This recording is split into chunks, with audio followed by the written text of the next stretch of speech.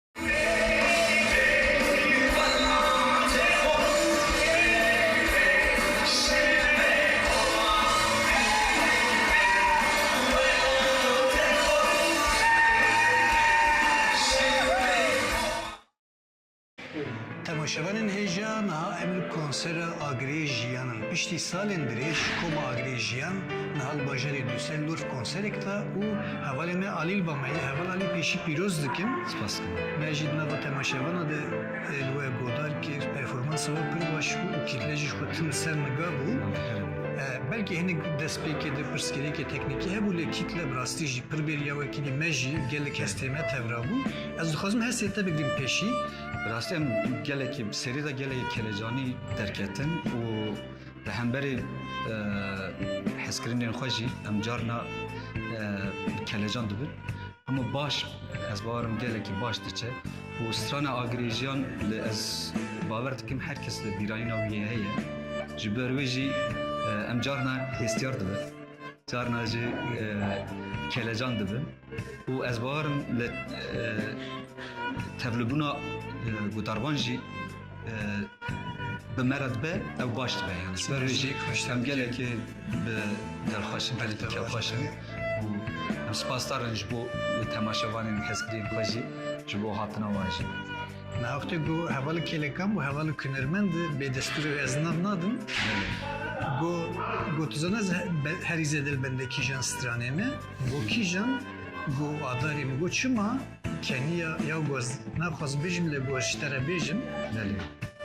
Got carekê min got stranê ez hêla platonîk de evîndar bûm. Adarê. Ji ber vê got ez herî zêde bi mereq li bende wê ji ber gulpan evekevî juda heye.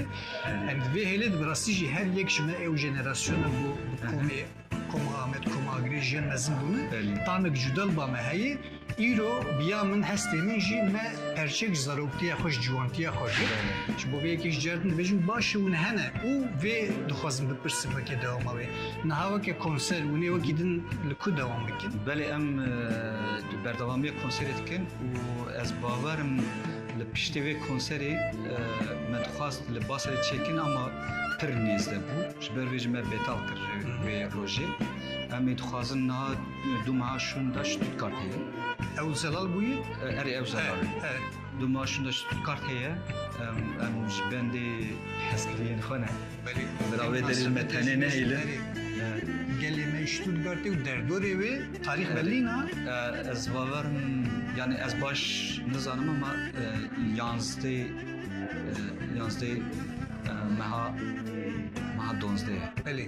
Yani şu kadar bername meydi jide, medis agahiye ve konseri bu rapar verirken یانجی دهی مها یانزده از باش نزانم اما از باورم نشای امی پروات کنجه şu amejin حسکرین şey ve şey bikin u derviven ha ev komedi devam beki yan tane bir konser apsinor belli. نه ام دخواستن بردوامی وی کی چیم کش بر ویجی راستی جی کومی Ruhi koma, روی کومی اری نرخه جبو Evet. چاوی گل جی کومی کی نرخه و گلک بیرانین دناو رخصتنی چونه دناو سیاستی کتنه دوی سترانین کوما اگریجیانی و گلکی بیرانین وان جهه جبر ویجی اگریجیان چاوی گل ده از باش دزانم نرخه جبر ویجی خواستم بردوامی ve komi Rast. çevikli. Yani her çıkas kom belki gelek sedemen juda bela bu ji vaka şahs az zanım ta hatta demek edreji Beli. nav kost biji Evet. te koşina ve da bu biji Evet. juda pirostikin. Faskın. Keyf hoşum yani gonde beli sami ben bahar ilo perskide ke bu havala jin meral Meral, bize neden? Evet. Bize neden biraz em hani xemginci bu. Evet. Med xast cari yekemin de konser cari yekemin de meraj be merabe. Ama bize ne stand bize neden? Hem ne bastık? Le heviye me heye em peşe rojeda em meral berdavami ve konser. Gelek sıfaz. Ece faskın. Ben habbeşa da kevine meşri ve tamaşa bikim. Sağ olun. Faskın Başı ez bu ne? serkeftim kazanç. Başı bu ne? Faskın.